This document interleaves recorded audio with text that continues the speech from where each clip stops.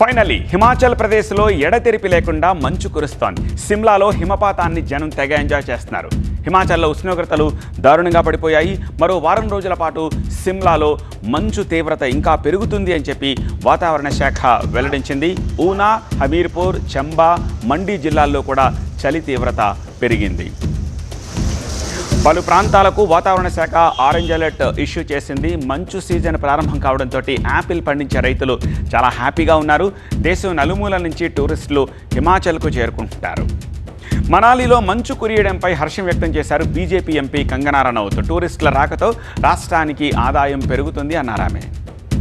इतनी सुंदर आज मेरे यहाँ पे आते ही मुझे जो हमारे जो श्री विष्णु भगवान के प्रांगण में आते ही उन्होंने बर्फ हमें दी, तो पूरा मुझे लगता है पर्यटन का जो सीजन भी पूरा शुरू हो जाएगा और सारे देश से लोग हमारे यहाँ पे आए और हमारी पवित्र भूमि का आनंद उठाए.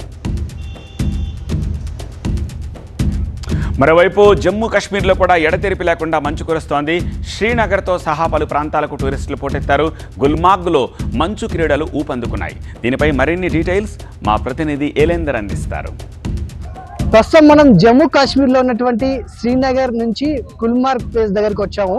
గుల్మార్గ్లో కెలెన్ మార్గ్ అని ఈ ప్లేస్ అంతా. ప్రస్తుతం ఇక్కడ మనం చూస్తున్నాం కదా, మంచుతో కప్పబడినటువంటి ఈ కొండ ప్రాంతంలో ఆడుకోవడానికి ఈ ప్లేస్ టూరిస్టులకు ఎంతో అనువుగా ఉంటుందనేది స్థానికులు చెప్తారు. ప్రస్తుతం మనం చూస్తున్నాం ఇక్కడికి చాలా మంది టూరిస్టులు వివిధ ప్రాంతాల నుంచి, ఇండియా వాళ్ళే కాదు విదేశీయులు కూడా చాలా వరకు ఇక్కడికి వచ్చి ఈ మంచు ప్రాంతాన్ని ఎంజాయ్ చేస్తూ ఉంటారు. ఇక్కడ స్లైడింగ్ కూడా చేస్తున్నారు. మంచుతో ఆటలు ఆడుతూ కూడా టూరిస్టులు ఎంజాయ్ చేస్తున్నారు. కానీ ఇక్కడికి రావాలంటే మాత్రం చాలా వరకు రిస్క్తో కూడుకుందనే చెప్పుకోవాలి. సీ లెవెల్ నుంచి దాదాపుగా 1500 అడుగుల పైన ఇది ఈ ప్లేస్ ఉంది.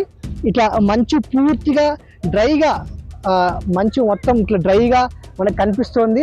ఈ ప్లేస్లో చాలా మంది పిల్లలు అయితే ఎంజాయ్ చేస్తున్నారు. సో ఇక్కడికి జమ్మూ కాశ్మీర్ వరకు వచ్చిన వాళ్ళు మాత్రం ఈ టూరిస్ట్ ప్లేస్ని ఎంజాయ్ చేయడానికి మాత్రం ఎంతో ఇష్టపడుతూ ఉంటారు.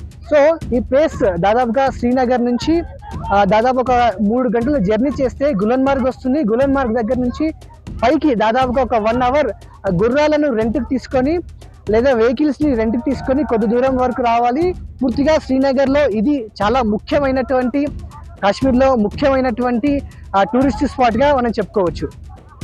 జమ్మూ కాశ్మీర్ నుంచి ఎలేందర్ రెడ్డి, టీవీ 9.